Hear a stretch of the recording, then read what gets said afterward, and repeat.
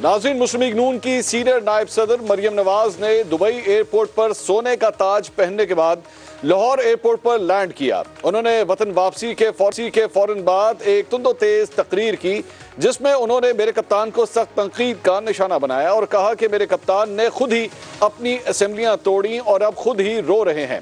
मरियम नवाज ने यह पेशगोई भी की कि मेरे कप्तान की बाकी उम्र अब रोते ही गुजरेगी। मुस्लिम लीग नून की चीफ ऑर्गेनाइजर वापस आईं तो अपने साथ ये खबर भी लाईं कि मियां नवाज शरीफ जल्द वापस आ जाएंगे।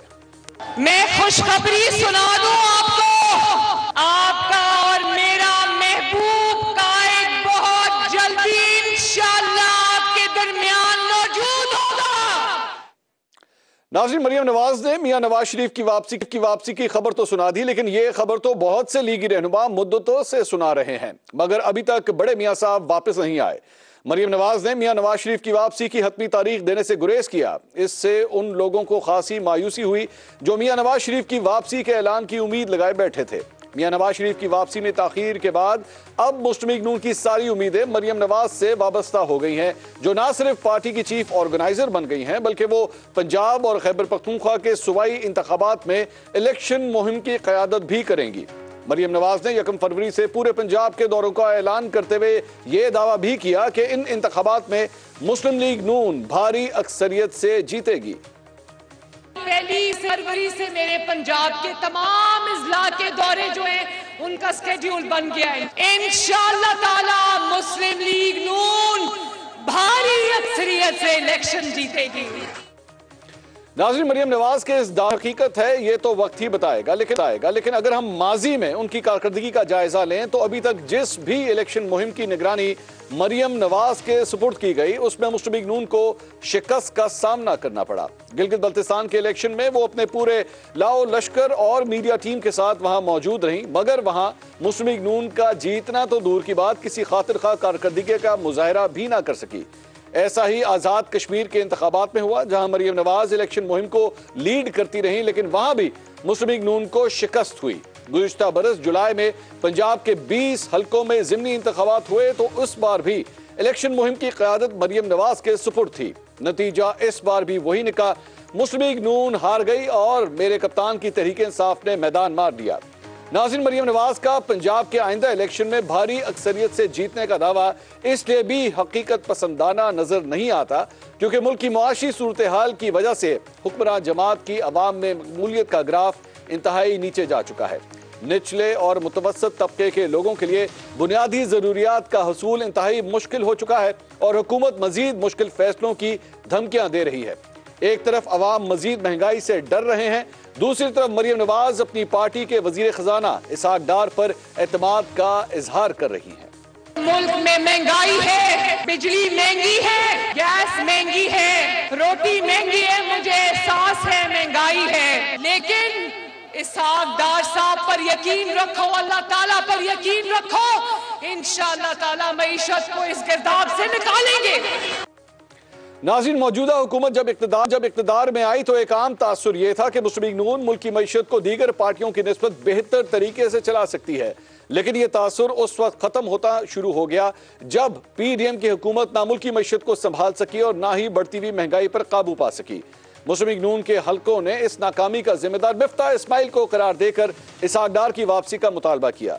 जब इसहाक डार और वजीर खजाना बने तो हुकूमती तर्जुमानों ने अवाम को सब्ज बाग दिखाए कि वो डॉलर को उठाकर 200 से नीचे पटक देंगे और महंगाई के सुनामी के सामने बंद बांध देंगे।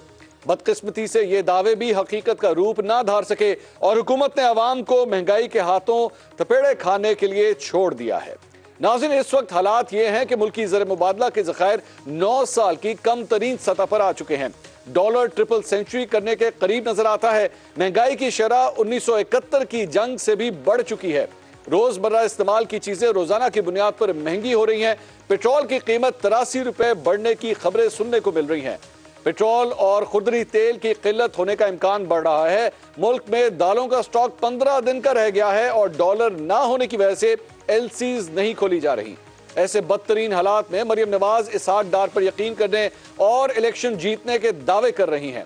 इस हवाले से मेरे 10 सवाल हैं। नंबर 1, اگر میاں نواز شریف نے وطن واپسی کا فیصلہ کر لیا ہے تو مریم نواز نے میاں نواز شریف کی واپسی کی تاریخ دینے سے کیوں گریز کیا؟ سوال نمبر 2، میاں نواز شریف کے لندن میں قیام سے پارٹی کارکنوں کے حوصلے پست ہوئے ہیں، کیا نواز شریف کو اس حقیقت کا احساس ہے؟ سوال نمبر 3، ماضی میں مریم نواز نے جب بھی الیکشن مہم کو لیڈ کیا مسلم لیگ نون کو شکست ہوئی، کیا ان حالات میں پنجاب کے الیکشن کی قیادت مریم نواز کے سپرد کرنے کا فیصلہ دانشمندانہ کہا جا سکتا ہے؟ سوال نمبر 4، پنجاب کی صوبائی اسمبلی کے آئندہ الیکشن تحریک انصاف اور مسلم لیگ نون دونوں کے لیے انتہائی اہم ہے، نواز شریف اتنے اہم ترین الیکشن کو مریم نواز پر کیوں چھوڑ رہے ہیں؟